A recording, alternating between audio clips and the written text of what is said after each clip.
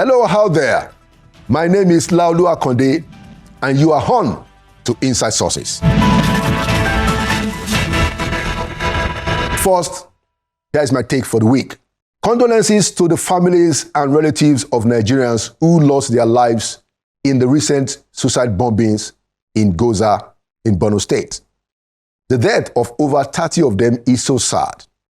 And this sudden recurrence of suicide bombings is an unnerving reminder of the menace of terrorism in our country. And we must continue diligent and comprehensive fights to deal with it sufficiently. No relenting. In particular, we must significantly improve the human condition of our people to make their consent to such offers of suicide very unattractive and unacceptable. We must fight misery as if it's a war. We must do battle against ignorance, knowing that it poses an existential threat to the very idea of our nation. This is the reason why we clamor for an absolute priority for human capital development in our country. Second point, lately, there have been reports and claims and counterclaims about the relationship between President Bola Ahmed Tinubu and the political North. Some commentators like Senator Shehu Sani allege that there are already plans to unseat President Tinubu in 2027 because of claims of discrimination against the North. And then both the Minister of State for Defense and the Minister of Defense and the Vice President have put up a spirited defense to show that the President has clearly been fair to all sections of this country, both North and South. Now, we would like to add that it is too early to conclude that the Tinubu administration is discriminating against the North or against any part of the country in particular. Besides, as the Vice President, Senator Shettima, said, such claims are being championed only, and I quote him now, to cause disaffection. End of quote. Now, we don't need that now. We don't need disaffection now. No doubt, there are issues in the polity, and there will always be. But well-meaning Nigerians must focus on the unity of our country and the pursuit of social justice for all Nigerians. Let us allow the administration to show itself. This is certainly no time for political grandstanding by some of our political elite who need to actually focus on how to improve the human condition of our people wherever they are. And finally, still on the minimum wage. Now, the President continues his consultation, which he started last week, on the urgent and important issue of minimum wage. Let's encourage the state governors with whom he's consulting to do their very best to honestly give a living wage to workers in their states. We recall that in the Second Republic, it was actually the state governors, especially those of the Unity Party of Nigeria, UPN, who were the loudest on the issue of the minimum wage for Nigerians and who offered then 250 naira as minimum wage. It was a major campaign issue in 1979. The governors led that campaign. The federal government of the MPN under President Shehu Shagari eventually agreed and announced a minimum wage of 125 naira in 1981. So let our governors take a cue from that. Our governors ought to be the one in the front anytime we are advocating for the welfare of the common man. Let's also recall the urgency and the kind of importance which the then federal government and the state took the matter and how it should be taken even today in terms of the quest for a new living wage. For instance, in 1981, when the leadership of the NLC under Comrade Azan Sumano gave a strike notice on the issue, President Shehu Shagari on a Sunday immediately deployed the then Secretary to the Government of the Federation, Alhaji Shehu Musa, to liaise with NLC members. Alhaji Shehu Musa had to hurriedly leave his house to go and meet Azan Sumano on a Sunday wearing slippers because the message of the president to Sumano was very urgent. Those were the days.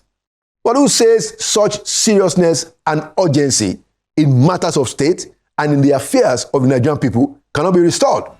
I am hopeful. And there you have my take for the week. Inside Sources. We'll be right back. Welcome back to Inside Sources. Today, as we continue the conversation on the future of Nigeria, we are looking at our foreign policy and Nigeria's image internationally. What is the future of Nigeria's foreign image?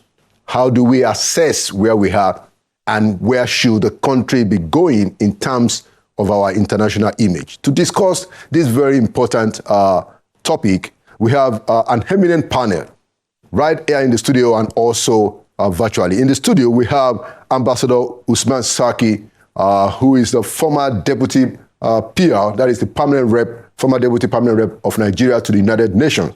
Ambassador Saki, you are welcome to Inside Sources. Thank you, sir. Thank you, sir. It's a pleasure. Thank you. Thank you for coming. Also here in the studio, we have Mr. Fred Heno, who is the immediate past United Nations Senior Advisor for the UN office and generally for the UN, is here in the studio with us. Fred, you're welcome back to Inside Sources. Always a pleasure, Laulu. Thank you so much. Thank you so much. Thank you. And virtually by Zoom, we have Dr. Lawrence Obishaki, who is the former Nigeria's ambassador to the Republic of Benin and also the former chair of the Africa Group of the UN's First Committee. Ambassador Obishaki, you are welcome to Inside Sources. Thank you so much, Laulu. It's a pleasure to be here with you. All right, good. So let's get it rolling. Let's start with Ambassador Saki. If you look at where Nigeria's foreign reputation, if I can use those words, where we are today compared to where we were perhaps in the 60s and the 70s, would you say, or put it differently, what would be your assessment? Let's just, kick it off on that very simple level. Yeah, thank you very much. The epochs and periods are different and distinct. First Republic, we were emerging as a new nation, and we are being actually sought after by all the countries. And at that period, the Cold War was raging, as you know. So the Western countries were actually, trying to draw us very close to them, particularly the United States. Right. And you see the reception for late Prime Minister Tafawa Balewa in Washington was enormously significant. And up till today, that reception and his address to the US Congress resonates with Nigerians as the high watermark of Nigeria's diplomacy. And when you come to the Murtala Obasanjo era, the Angola episode and Murtala's statement at the African Union about Africa coming of age and seizing the opportunity to convey to the world our position regarding the liberation of the continent also resonates powerfully today. Such opportunities are no longer available today. We are reduced to bread and butter diplomacy, courting investment, looking for partners, seeking capital, and so forth. So the idealistic posture in diplomacy and building up national image doesn't exist so much today as it used to be in the 80s, 70s, and 60s. That said, image of a nation is a constant effort at reinventing the image by maintaining credible diplomatic front in your country. Let's take it to Fred. I mean, Fred, you have worked with the United Nations, both in New York and also the delegation here in Abuja. How will you rate where the Nigeria, our nation is in the Committee of Nations? What would be your assessment, just to open up this as your opening remarks? Thank you, Laulu. I think we sometimes reflect what our own domestic policies and values are. But as Ambassador Saki said, we've come from a place where this country was seen and recognized for its significant leadership role on the continent of Africa. So from inception, he mentioned the first Prime Minister's visit to the United States and to the United Nations. Yes, his speech in Washington, but if you look at the Prime Minister's remarks at the United Nations, that was a defining moment. So with where we are today, I think a lot of times we take too much of our own internal challenges to use that to reflect our image internationally. And that may be right. But this country is still seen both at the United Nations and in the global, bigger International Committee of Nations as an important player, a very important player. And that's why sometimes when you hear concerns over the absence of strong diplomatic presence, absence of ambassadors for onwards of close to a year now, you start wondering if we really are living up to those expectations. Now, that is critical because at the end of the day, the challenges we face as a country internally are not unique to us.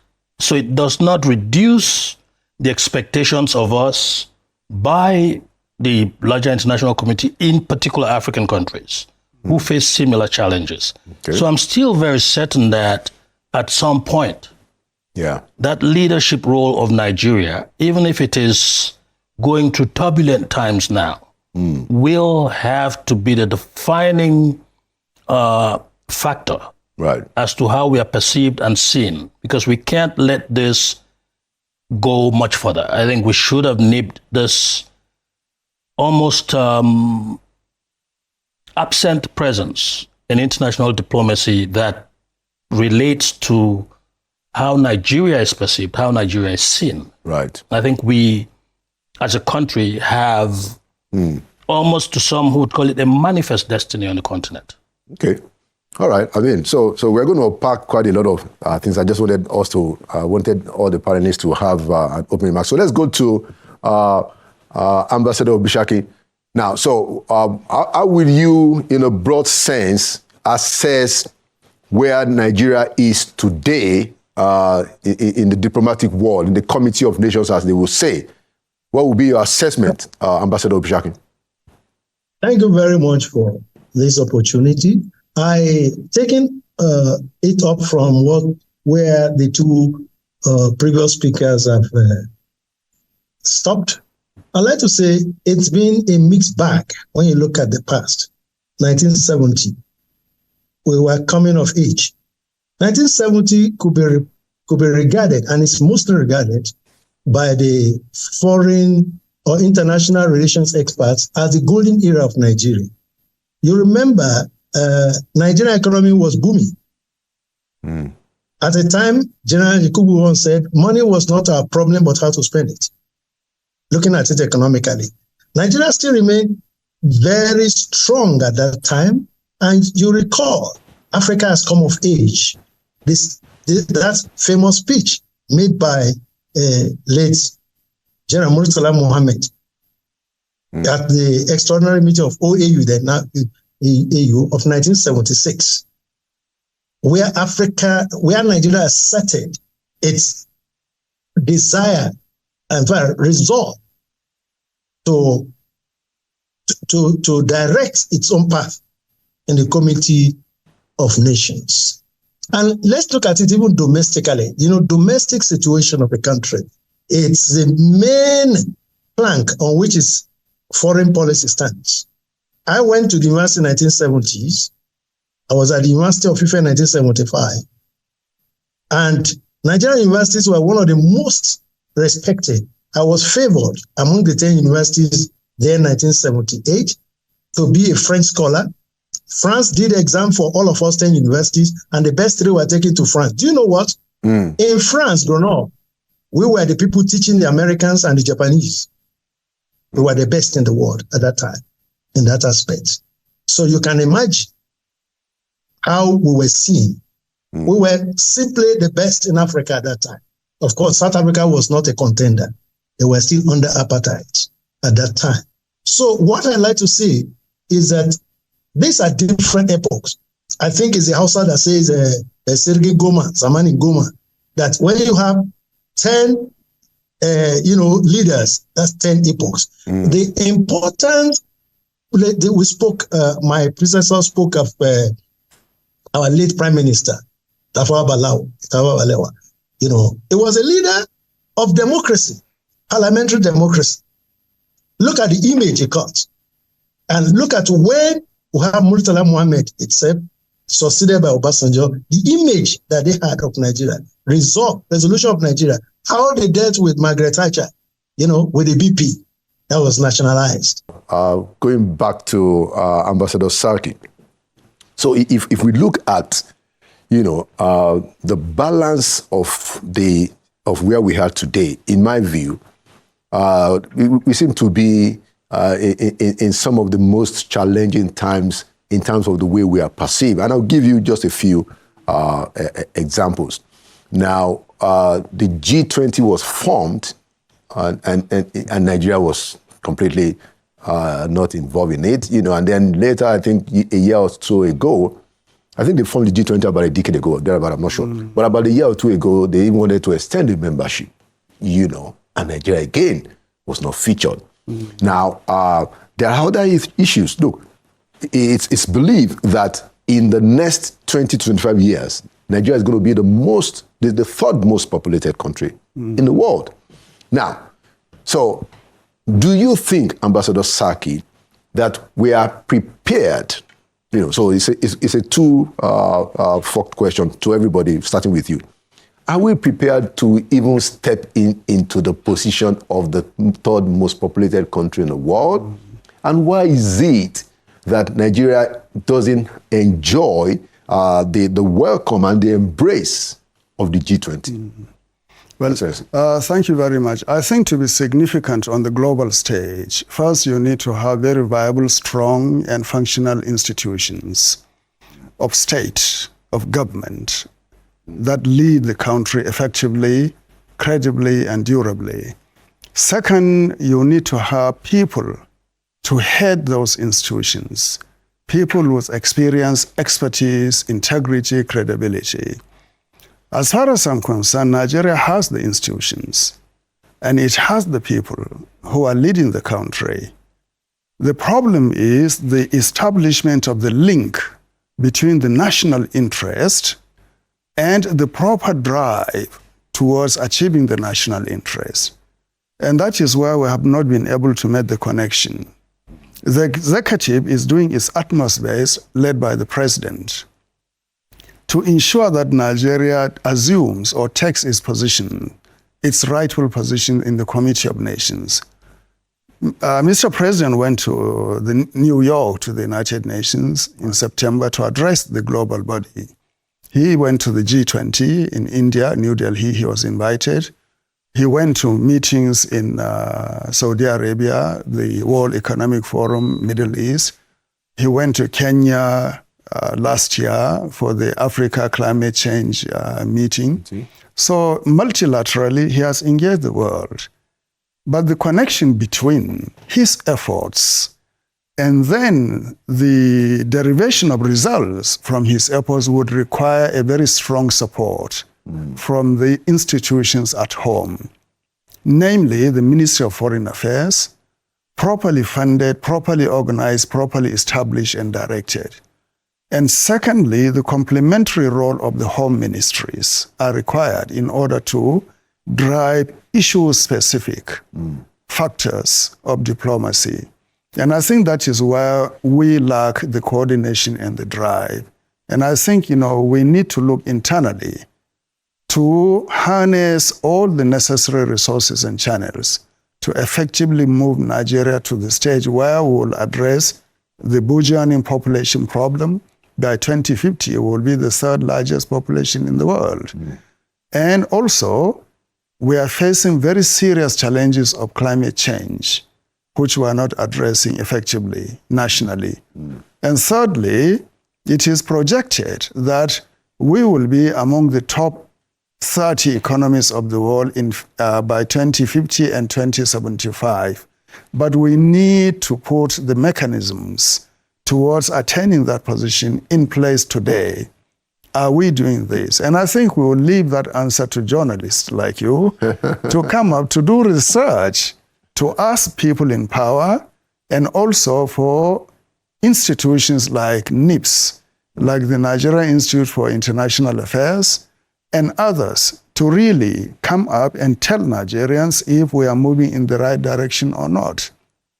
But from the assessment, leadership is being given to the country, our institutions are there, but how to now factor the opportunities to give you the desired result is the challenge now. What is the role of the National Assembly, for instance, in all this, in the process of shaping up our diplomacy? I don't see them playing that assertive role that the Constitution gives to them in terms of oversight, allocation of resources, funding, and even in terms of insisting that we should have ambassadors today, in all the foreign countries. I haven't seen the National Assembly doing that. They may be doing it in close conversation with the Minister of Foreign Affairs or the presidency, but we who are outside, we don't know that, we are not aware. Then the media itself, you are now doing your bit in terms of sensitization of the government and the public. But the rest of the media out there should come up with a formula to advise and guide the government in terms of the conduct of foreign policy in the 21st century, to prepare us for those challenges that you envisage in terms of our position in the world. Mind you, one of the biggest challenges waiting us is who will become the African permanent, the occupant of the permanent seat of the African seat in the Security Council. We're coming to that, exactly. Exactly. So how are we preparing towards that? Okay. Perhaps Mr. Eno and Ambassador Bishaki can give us an idea of that. But it's very important that we discuss those issues. It is. National security and foreign policy. How is our foreign policy driving convergence of idea or opinion with partners outside this country towards enhancing national security and resolving the challenges that we are facing, which are very existential, economic development, and so many other things. Yeah, so hopefully we will get to all of those issues one by one. All right. And I thank you for highlighting them. So, Mr. Fred, the same question, but I'm particularly interested if you could address us on why is it that they formed G20 and Nigeria is not a member of G20? I mean, one would have assumed that it would be something natural, given the size, the population, the economy, and all of that. But, and yes, Ambassador Saki kind of touched on it, going back to the whole issue of permanent membership of the Security Council for an African state beyond everything else. And so for G20, I think, if I may go in this direction, part of it has to do with how our own institutions, our own intelligentsia, in which case the diplomats, the ambassadors have spoken about this. Right. How do we get this cumulative thought, this thinking of those whose professions are linked to this, the ambassadors, the diplomats, the institutions, the Nigerian Institute of International Affairs, NIPS, and all of those people. Because for the last 3 decades, the discussions as to whether Nigeria should assume the position of permanent membership of the Security Council has been there. I don't think as we sit down here, we've made much progress on that. Secondly, it's not just the G20. Even after G20, we had BRICS. Yeah. One would have assumed that with BRICS, again, our membership would have been automatic. Yeah. Given even BRICS is even much smaller, we couldn't but make also G20. closer to home. Yeah. Ambassador Bisaki, I want to put it to you, maybe in a more pointed way. What, in your own estimation, is the reason why Nigeria did not get an invite to G20 and even BRICS? What's in your own assessment? How did that happen, that we are left out? Well, there are causes and effects. There could be correlational factors. Let's take it technically, scientifically. Why did Nigeria not get invited? We have to confirm that first. Because as regards BRICS, I have a quotation of our vice president saying that Nigeria actually did not apply to be a member. But we are diplomats. looking at issues, when we talk of the theory, is liberal theories of getting, countries to work together, is because they have common interest. And when people organize, meetings, conferences, they have objectives, and they will select those who will be relevant to them. And that's where I'm coming now. You see, when a nation is strong, and when we talk of strength of a nation, it's not just demography. Demographic population surge could be a disaster, if not just a kind of liability. We're talking of Nigerian population becoming well-trained, equipped, educated. We can see from all over the world now, it's not the population that wins war these days. It is a technology, preparedness of the armed forces, the economy of a nation. Look at what is happening between Ukraine, people behind Ukraine, so Ukraine can face a world power. And people say that if dogs has backup, if a dog has backup, it will kill a monkey. If you look at what happened, in some of those Asian countries, at independence, Nigeria was even projected to be expected to be ahead of them, but they are ahead of us now. Yes. What do you think is going on? Well, I think coming back to the G20 issue, okay. I think we look at it as if it is an entitlement or a right that we should belong there, but there are certain factors that make those countries who initiated the movement or the organization to look at prospective candidates to join them. One of those is, have we met OECD standards in terms of organization of our economy, in terms of the discipline of the management of our economy, in terms of the projections and certainty and predictability of the way we organize our things. On all indices, on all factors, we seem to have failed in meeting those benchmarks. So it is difficult to invite you into an exclusive club when you do not meet the standards that have been set. And these countries will not lower the standards because of you. They will expect you to up your game in order to meet the standards and then to admit you. So hopefully, with the reorganization of the economy under the present administration, we may get out of the doldrums, out of the woods, to the happier and sunny uplands of prosperity and development, and then we'll be recognized in our own right as meriting to join the BRICS and the G20. And these are the economic embodiments of a political program, because the political program ultimately is what we're discussing today, the image of the country, the integrity of the country, and the status that you are going to achieve to allow you to be considered as a possible, likely candidate to occupy the African seat in the United Nations Security Council. That should be the ultimate political diplomatic objective of the Nigerian government, any government in power. But to back that, you have to have discipline in the way you organize your economy.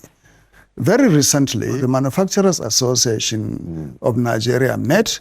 His Excellency Vice President Kashim Shettima was there, I think, to meet them.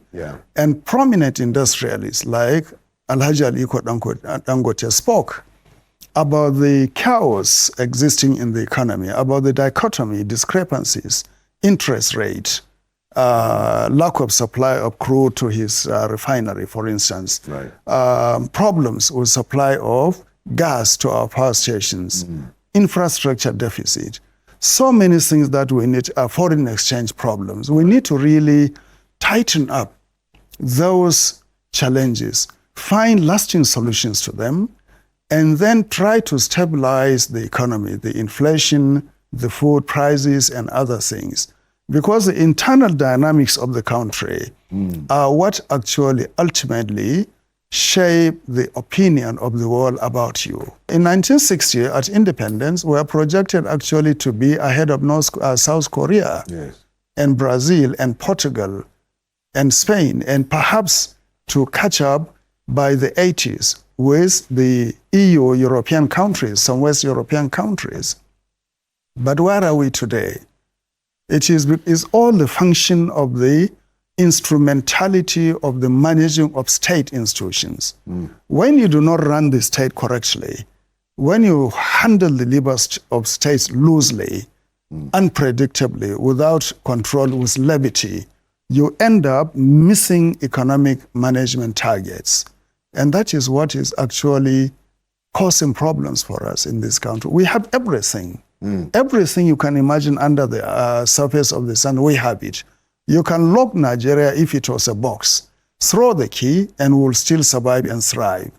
But why are we having problems and challenges today? For 20 or 25 years, we have been importing refined petroleum. When we have refineries, 4 of them, that we have allowed to go into ruin. Why? Because that is a matter of state policy, matter of misappropriation or misapplication of the prerogatives and priorities of the state. Why are we importing food, fish, milk, butter, dairy products, and other things into this country? $3 billion worth of food imports every year. Why? It shouldn't be like that. It should be the reverse. We should be exporting tens of billions of dollars worth of food. The Netherlands is smaller than Borno and Yobe, or even smaller than, in fact, it's smaller than Borno State. That's true. But today, the Netherlands is one of the top exporters of foodstuff. Egypt, 80% or 90% of Egypt is desert. But Egypt is self-sufficient in food and exporting foodstuff. The same thing with Morocco. But here we have everything, 80 million hectares of arable land. But we cannot feed ourselves. We cannot export food sufficiently. And the little that we export, because of lack of state capacity and controls and oversight, most of our exports are rejected because they are unhealthy. They have not been packaged well. The health conditions of the European Union or the United States or Middle East are not being met. So these are issues that governance demand that we should look into and deal with them. All right, thank you so much. Let's go back to Ambassador Bishaki. If you wanted to finish your thought before we bring it back to Mr. Eno. Ambassador, do you want to just finish your thought? I agree with what my colleague, Ambassador Serki, has said. I just want us to be more methodical. There is a Pestel's analysis of how a nation is evaluated. Politically, we are unstable. Look at what's happening among our politicians. Economically, Ambassador Serki has spoken to that. So our economy is not stable, it's not reliable. The projection, yes, 1960, we were supposed to be among the best, the highest now in terms of economic prosperity. Then technologically, that is where the youths are trying to help us. But then where can technology be when there's no food in the stomach? Somebody call it stomach infrastructure. A country that's unable to feed itself is unstable. Okay, now let's also look at the other aspect, security. Everything seems to be revolving around this. No matter how prosperous a country is, if it's insecure, nobody will invest in it. We have to look at this situation of insecurity. A few days ago, a suicide bomber, women and series of it, they came, and who will hear of this? There was a time I was in the Middle East serving. I had, as a Nigerian diplomat, economic desk officer, I had secured some people to come and invest in Lagos. But when they heard there was bombing in Maiduguri, they said, no, they are not coming. I said, but there's almost 1 hour. He told me, look, anything that can happen within your country can happen anywhere in your country. Wow. He said so. And we know there was an Israeli report that was done, a kind of a research, that once you have insecurity in a country, especially suicide bombing, it takes 3 years of consecutive, serious, works to reverse this. It takes 3 years for tourists or people to come back. 3 years for just one suicide bomb alone. So what are we talking about? I think Nigeria needs to really sit down, get our acts together politically, get the leadership. Everything revolves, everything is on the head. Wherever the neck will turn, the head decides. The vision of the head, the leadership. Thank God for President Ahmed Tinubu, but he needs people that know where they are going, where they know who he can rely on. He cannot be policing everybody about. Then the legal situation, the judiciary, the last hope of the common man. Are we stable? We're talking of G20. They have their criteria. We're talking of the mix of the world's largest and most advanced and emerging economies. On what basis will they now invite us? Politically, we are not stable. Each time we have elections, it's like going to war. Economically, the naira is down. When I became ambassador of Nigeria, for your information, 2012, for every 1,000 naira, they gave me 3,000 francs. This CFA, West African French franc. But by the time I was leaving, even today now, if I gave them 1,000 naira, instead of 3,140, they will give me 900 naira. We have gone this low. What are we exporting? We are importing. It makes life difficult. You spoke of Dangote. Dangote was decrying it. So that somebody must manage our money well, because everybody uses it. Even the Americans, they manage their money. We must manage it, because the worth of a person is the value of your currency. We cannot leave it. Nobody leaves his currency. Oh, let it float. We have seen what is floating now. What it's about. Every country must manage itself, and there's no one size fits all way of economic emancipation or breakthrough. We really need to sit together, all of us, our leadership. Some people will have to lead this nation and right. Nigerians are willing. Look at what wonderful things we are doing in surgery. But why is it that when Nigerians go out, they become extraordinary in arts, in science? But when they come here, so what is it that is not? It has to do with political, economic, legal, technological, and security factors that are not being coordinated, harmonized to work in favor of where we are going, and not preparing. Fred, I'm sure you want to come in. No, if you could just, I think we have to go back to the initial issue we're trying to address. We need ambassadors deployed to our missions abroad. Whether it's in business, whether it's in investments, whether it's in repositioning ourselves. For a country like Nigeria to stay for an entire year without professional diplomats or career diplomats or even political appointees manning our embassies is just not acceptable. It's not something we can continue debating. And that failure, as both ambassadors have said, I'm sitting down here, I cannot remember when a member of the Senate or the National Assembly stood up and said, enough is enough. It's not about money. There are retired ambassadors who would willingly give up the comfort of their homes today and say, okay, I'll stay in Nairobi or in Freetown, let alone New York or London, for 5 weeks until you find the right person. If it's a financial issue, get one person to say, okay, you man the office in Paris and you'll cover 5 countries around you until we get ambassadors there. But does that, can it be done that way? Because normally I know that they have to do letters of credence and stuff like that. I get that. Okay. I get that perfectly.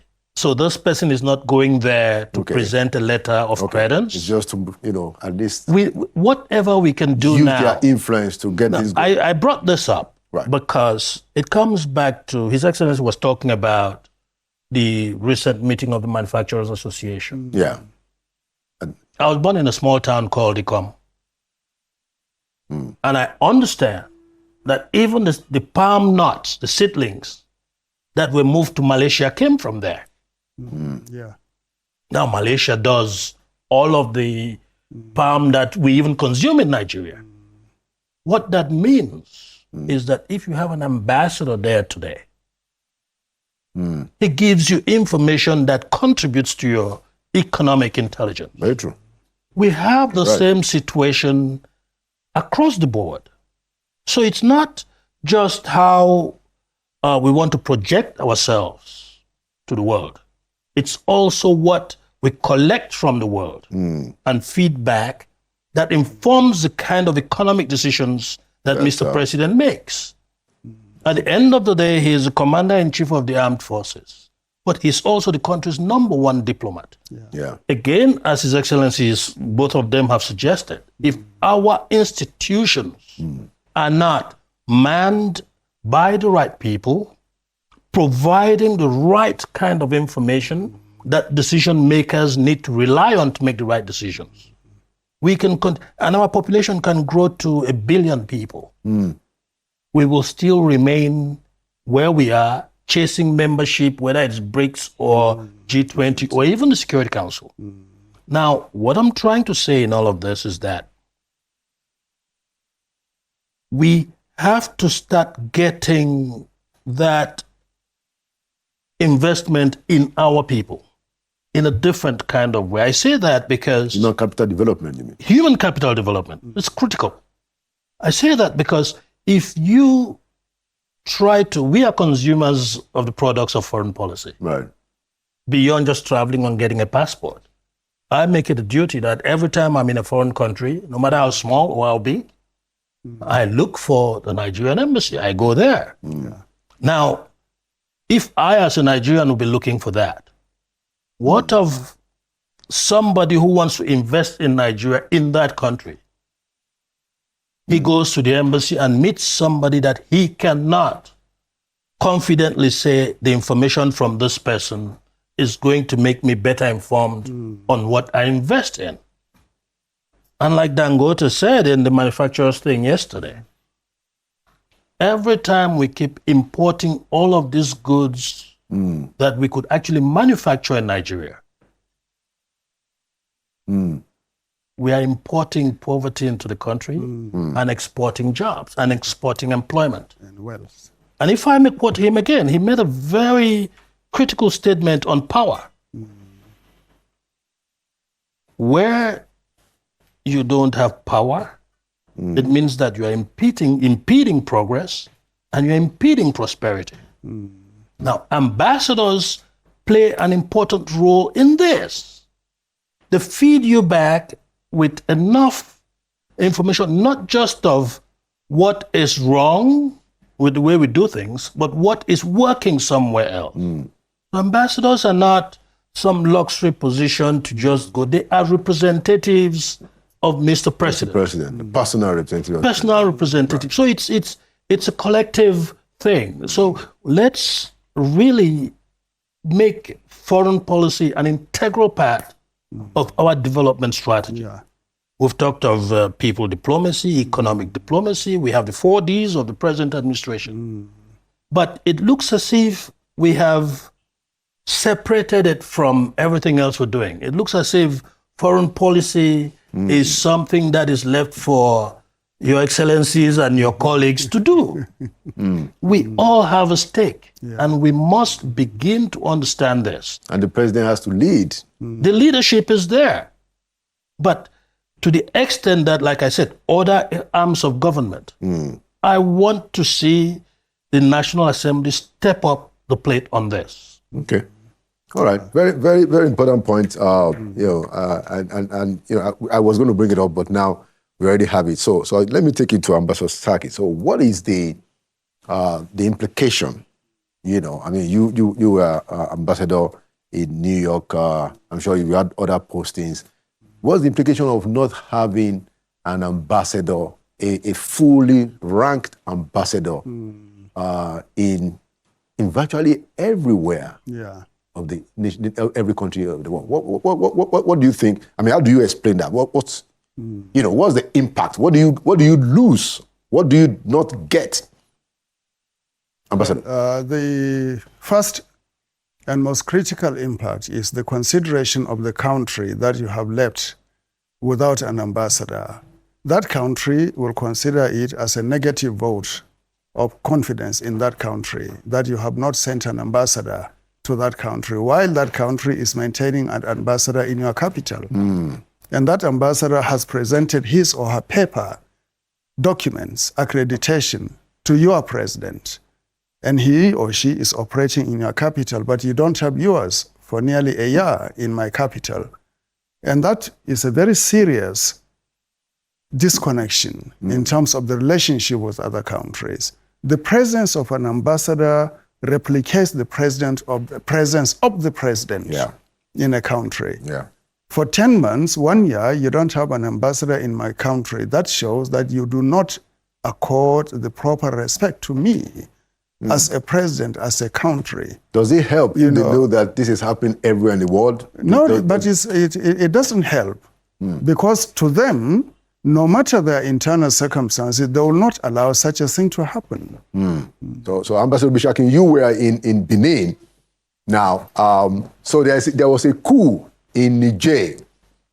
First of all, we have the NIA, and I've had bosses that Nigeria was completely taken by surprise. That there was a coup, first and foremost, and then secondly, we have the president of Niger is still in house arrest as we speak. My question is this: has the coup in Niger, in your view, led to a situation where Nigeria's influence right around our neighborhood has become significantly reduced? We start with you, Ambassador Bishakwi. Okay, thank you very much. Of course, we know our relationship started before colonial era.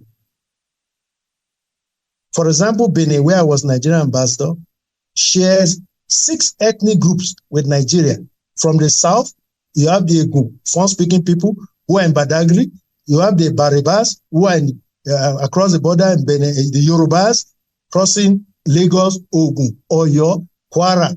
You have the Baribas there. You have the Batonu, the Bogu people, and then you have the Hausa Fulani. So we have had relationship. You have in Benin today, our border, where a house is divided into 2. The kitchen is in Nigeria, the sitting room is in Benin Republic. So you can see how close we are. The same thing with Niger. Now, how do you separate these people? I wrote a book on it, even my PhD thesis on Nigerian-Benin border clashes, border conflicts, the solutions. One of the problems we have is that it's only the colonial disaster that befell Africa. I think the convention that they signed in Germany, I think 1861 or 1860. You see, the French people speak French. That's why they are French. The Germans speak. The German in Germany. They speak according to their culture, according to their history. But we're already in Nigeria now. Even the Americans have been surprised that we are sister agencies as diplomats. But if that being what it is, we have common. The Niger people are our people. Okay, Ambassador Saki, what will be your contribution to how Nigeria's reputation what has happened to Nigeria's reputation with the coup in Niger? I think we were tested in terms of the capacity of our diplomacy and also our stature and standing in West Africa. And some limitations were brought into the open in terms of how far we can determine outcome of events in West Africa. Although we were actually working within the ambit and confines of ECOWAS, but it was expected that Nigeria could or should have influenced the outcome of the issue in Niger because of the close ties we have with that country and because of the supposed influence we have been having on successive regimes and governments and individuals in that country.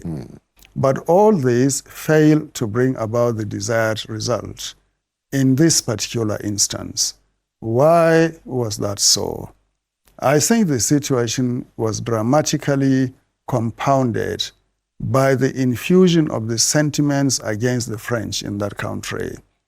The coup became a rallying point in terms of nationalism, a resurgence of nationalism and anti-imperialism, anti-French. Right. And then the reassertion or asserting of control over natural resources. This became very critical. And whoever now comes to seek amelioration or resolution of the situation, particularly by asking for the reversal of the political situation Right. to the status quo ante, will be seen as if you are an agent of the French or the West or imperialism. And that was exactly the spot in which Nigeria was placed. So it was very difficult for our diplomacy to find a room for maneuver in that context. And secondly, when ECOWAS adopted the declaration during the meeting in July, August 6th or 7th, I think, when we gave ultimatum, including the use of force, suddenly it's no longer France, but ECOWAS and Nigeria became the rallying point for the population and the regime as the newfound enemies who are trying to now meddle in our affairs, including to invade our country. So we just gave them the excuse to rally their people around them and solidify their position and consolidate their hold on power. Even if there were earlier indication that they will release Bazoum, the erstwhile president whom they have toppled, Right. the threat of use of military force made it impossible for them to release him. They held him as a hostage, as a captive, to negotiate, bargain, and to stop us from carrying out the threat. So that situation subsisted up till this moment, and we could not change anything. And the second issue that compounded matters was the cutting off of electricity supply against treaty obligations of Nigeria to supply them under almost any condition, which we have never really interrupted, but this time we did so, and closure of borders and other things. And that came as a shock to them. That virtually we're identical countries, two people, identical, and these people, Nigeria is treating us like that.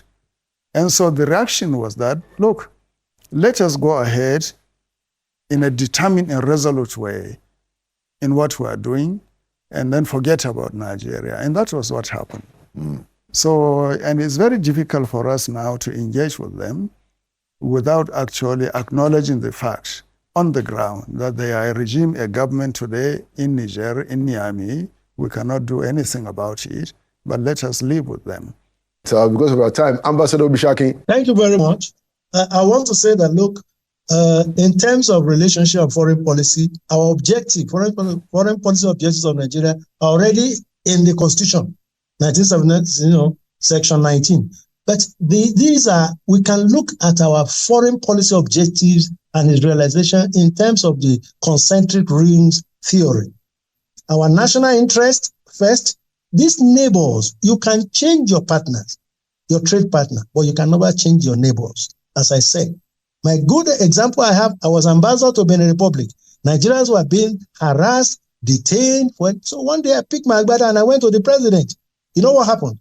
2013, Right. He called everybody in Benin and told them, Chief Abami staff, the IGP, police, everybody, that Nigeria to them is like air to survival of human being. And that was it. They recognized Nigerians again because we used to have President Kereku and Obasanjo meeting together and say, look, we are one. This and this, President of Benin, the President of Niger, meeting with the President of Nigeria. What I want to say is this: we need special bilateral relationship with our neighbors, including Equatorial Guinea. You know, if you go to Malabo, capital of Equatorial Guinea today, you see the street lights of Calabar. I was among the first, with the first Nigerian foreign minister to visit the place, 1987, Professor Akinyemi. He said, look at these street lights. He said, where do you think they are? He said, maybe somewhere. He said, no, that's your Calabar. It's 3 minutes by jet flight to Malabo. So give us something. We cannot injure you. No, those in those days, South Africa were there, the apartheid. And that's what Babangida did. and they were out. My colleague has spoken of joint task force. We have so many things. We have special relationship with Benin and Togo. We had a COPAS, we call it. Thank you. So, last word, but let's keep it short, 30 seconds each. Fred. No, very short, Laula. I think in this whole conversation, we've missed out with a neighboring country that has the longest border with Nigeria. Yes, and that's Cameroon. And there's actually a war going on there. And as we speak, there are 80,000 people coming across the border. I was in Cameroon. To Nigeria. Yes. I was in Cameroon a couple of years ago, and the ambassador was a former chief of defense staff. Now there's nobody there. Yeah. That's a critical issue that has Nigeria or staring Nigeria in the face. Interesting. Because if that blows out further than what we have now, not only will we have a challenge from our Sahelian borders, but we also have... we're going to have a challenge from the southern borders. Okay. It's a closing thought. Very important one. Thank you for bringing it up. 30 seconds, Ambassador Saki. Thank you very much. I think this program, thank you, Mr. Kande, for inviting us to discuss this issue, is about the image of Nigeria. And I think, image goes with credibility and performance. So if you perform well in the diplomatic arena, your image will only improve and it will never deteriorate. And for you to perform credibly in the international arena, you must have representatives of your president manning their stations in the different countries and international organizations. So I appeal to the Ministry of Foreign Affairs and the Presidency and the National Assembly to find the means towards resolving whatever problem is preventing sending ambassadors out. For Nigeria to send ambassadors in order to man our missions and also to resolve the crises that are now going on in our missions in terms of lack of funds. These are not things we will come out to speak here, but there are crises in the missions. And I think they should look into those, resolve them in order to really, really improve the image of Nigeria. Thank you. Thank you so much to every member of the panel, Ambassador Usman Saki, Mr. Fred Eno, and Dr. Ambassador Lawrence Bishakin. Thank you so much for coming to Inside Sources. Thank you. Thank you for coming to Inside Sources. And there you have it. Like we always say, Nigeria will prevail. That is why we are here. We believe it. That is why we say it. My name is Laudo Akonde, and by the grace of God, I will see you again next week. Thank you for watching.